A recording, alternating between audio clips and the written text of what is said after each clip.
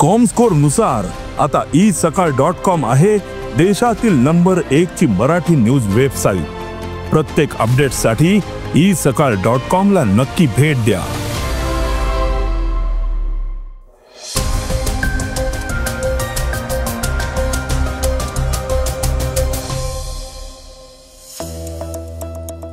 वाढीव वीज भार आता लगेच मिळणार आहे। चीनमध्ये पुरुषांकडनं रक्ताची मागणी होतीये।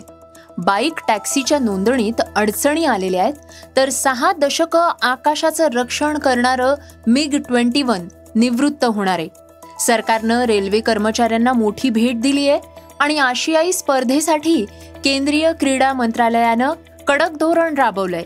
जुई गडकरीनं चाहत्याला सडेतोड उत्तर दिलंय। या बातम्या आपण आजच्या पॉडकास्टमध्ये ऐकणार आहोत। नमस्कार, मी गौरी कुबेर। आज 25 सप्टेंबर, वार गुरुवार। तुम्ही ऐकत आहात देशातील नंबर 1 मराठी न्यूज वेबसाईट isakal.comचं पॉडकास्ट। पॉडकास्टची पहिली बातमी आहे वीज ग्राहकांसाठी दिलासादायक। राज्यातल्या महावितरणाच्या लघुदाब वर्गवारीतील औद्योगिक, व्यावसायिक, घरगुती वीज ग्राहकांना आता वाढीव वीज भार तात्काळ मिळणार आहे।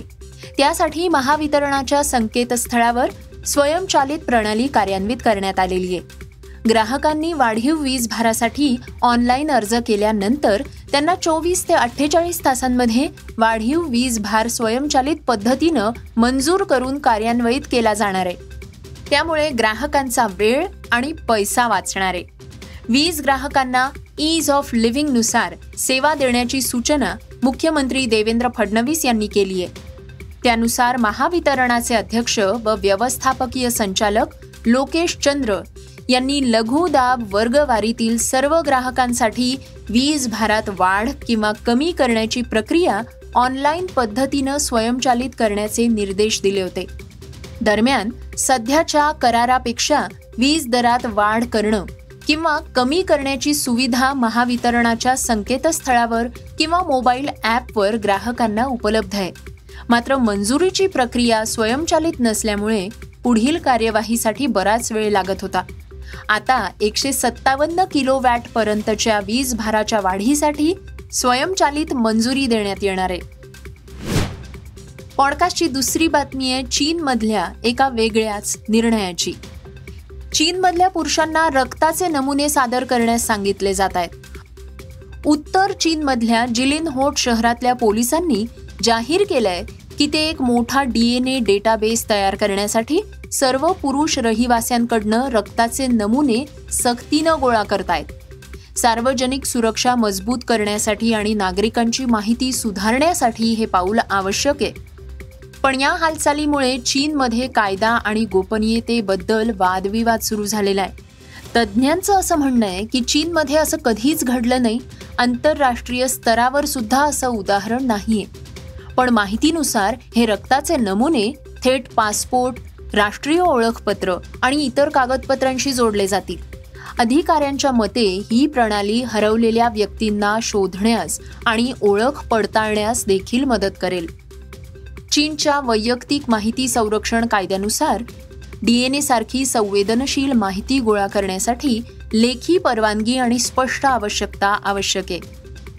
जिलिनहोट सूचनेत डेटा किती काळ राखला जाईल किंवा व्यक्तींना कोणते अधिकार असतील हे स्पष्ट केलेलं नाहीये।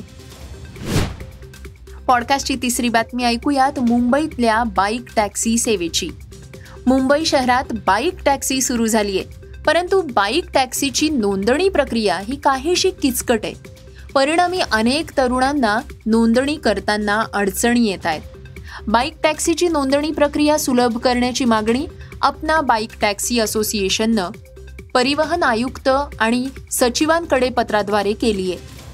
RTO कार्यालयात अनेक ठिकाणी, उदाहरणार्थ ताडदेव, अंधेरी, ठाणे, वाशी, कल्याण, बोरिवली अर्ज नाकारले जात आहेत किंवा लांबणीवर टाकले जात आहेत।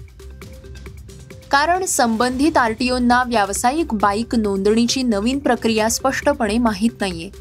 बहुसंख्य चालकांनी वैयक्तिक वापरासाठी कर्जावर गाड्या घेतल्या आहेत। बँकांनी हे कर्ज नॉन कमर्शियल म्हणून दिलं असल्यामुळे आवश्यक NOC मिळत नाहीये आणि त्यामुळे सुमारे 70% चालकांना गाड्यांचं रूपांतरण करणं अशक्य होत आहे. जुनी आणि नवी अशी दोन्ही वाहनं असलेल्या चालकांना रूपांतरणानंतर कोणत्या प्रकारचा विमा आवश्यक आहे याबद्दल संभ्रम आहे. विशिष्ट रंग देण्याची मागणी होतीये, परंतु चालकांना बाईक टॅक्सी सेवा दीर्घकाळ टिकणारी असल्याचा विश्वास निर्माण होईपर्यंत असे बदल नकोय. पॉडकास्टची चौथी बातमी ऐकूयात निवृत्त होणाऱ्या MiG-21ची. MiG-21 आता इतिहासाच्या पानांमध्ये हरवलं जाणार आहे. 6 दशकांपासून MiG-21 हे भारतीय हवाई दलाच्या हवाई क्षमतेचा कणा होतं. ते केवळ एक विमान नव्हतं, तर भारताच्या शौर्याचं प्रतीक सुद्धा होतं. 6 दशकांपासून प्रत्येक युद्धात, प्रत्येक आघाडीवर देशाची ढाल म्हणून काम करणारं हे विमान कायमचं लोकांच्या हृदयात राहील. हे लढाऊ विमान केवळ हवाई दलाचा अविभाज्य भाग नाहीये, तर असंख्य युद्ध आणि ऑपरेशन्समध्ये आपल्या क्षमतेवर एक वेगळी छाप सोडणारं विमान आहे. त्याची निवृत्ती आता एका युगाचा अंत ठरतीये. भारतीय हवाई दल 26 सप्टेंबर रोजी चंदीगड इथं एका समारंभात त्याचं शेवटचं MiG-21 लढाऊ विमान निवृत्त करणार आहे. पॉडकास्टची 5वी बातमी आहे रेल्वे कर्मचाऱ्यांसाठी आनंदाची. रेल्वे कर्मचाऱ्यांसाठी सरकारनं एक महत्त्वाची भेट जाहीर केली आहे. पंतप्रधान नरेंद्र मोदी यांच्या निर्देशांनंतर केंद्र सरकारनं 1,866 कोटींच्या उत्पादकता लिंक्ड बोनसला मान्यता दिली आहे. मंत्रिमंडळाच्या बैठकीत हा निर्णय घेण्यात आलाय. 78 दिवसांच्या पगारा इतका हा बोनस देशातील 1,090 लाखांहून अधिक रेल्वे कर्मचाऱ्यांना वितरित केला जाईल. केंद्रीय मंत्री अश्विनी वैष्णव यांनी सांगितलं की यावर्षीचा बोनस कर्मचाऱ्यांच्या कठोर परिश्रम आणि उत्पादकतेच्या आधारावर दिला जाईल. त्यामुळे कर्मचाऱ्यांना रोख रकमेचा फायदा होईल.